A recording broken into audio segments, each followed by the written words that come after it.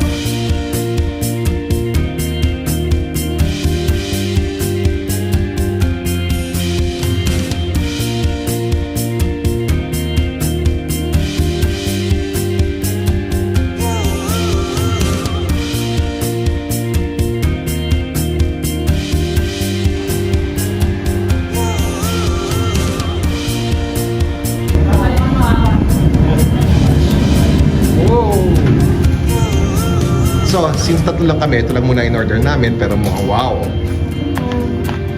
Okay. Enjoy po. Nice, saka bulalo. Mga kapag, so ito na nga, titikman na nga natin to. Dito sa Tagaytay, alam naman natin, sobrang lamig, kaya dito panalo ang bulalo. And maganda rito, ito in-order natin, set na to, hindi siya ganun kamahal. Goodness, good for 4 to 7 na to halos. Hanap, di ba? Di ba na natin? Sabaw pa lang, panalo na. Ano naman natin? Mahinihaw nila? See.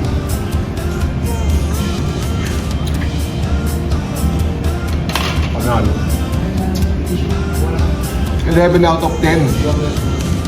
Puntaan nyo.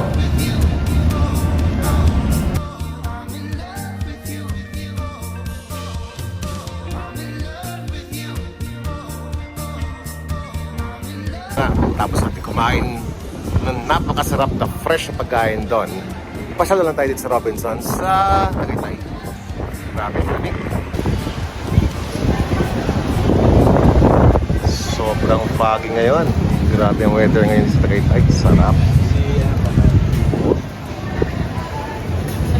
May mga tiyanggi pa dito.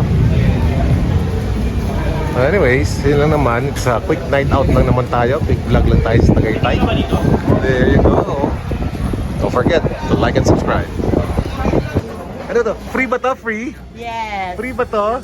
Wow. Free lang po siya. Pag may magaskuhan po kayo, pwede nyo pong i-avail. Kasi naka 50% off po siya. Naka 50% siya Yes, ngayon. Christmas Pero free sale. trial muna. Yes, trial. Alright. Tingnan natin transformation kay Mrs. Mama. Yun oh. Oo nga, effective nga. Pwede. So, dito lang sa Tagaytay yan. Okay, so ito mga kapaps nga, no? Since nag-ikot-ikot tayo dito sa very foggy weather sa Tagaytay, ito naman si Mama.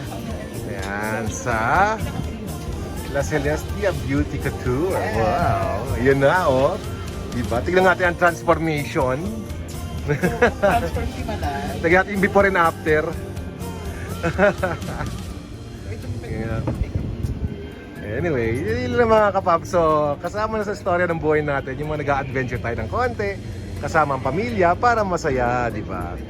Hindi naman kailangan na gumastos ng malaki. Eh naman, maraming mga free dito. Eh, ito tayo.